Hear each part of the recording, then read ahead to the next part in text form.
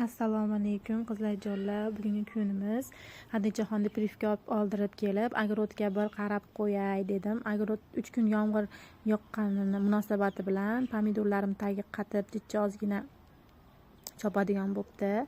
Xudo xohlasa ertaga chopamiz.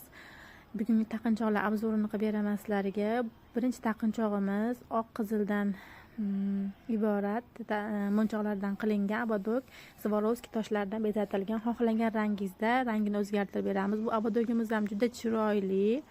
Buni ham rangini o'zgartirib ko'ynaklaringizga moslab beramiz. Bu ham trenddagi abadoglarimizdan. Buni ham xohishingizga ko'ra rangini o'zgartirib beramiz. Keyingi abadogimiz shunaqa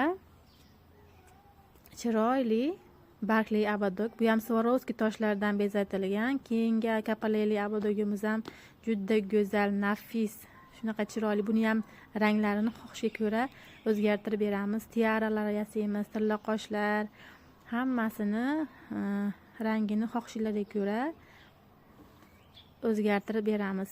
Men haqimdagi to'liq ma'lumot olish uchun Telegram kanalimga tashrif buyuring.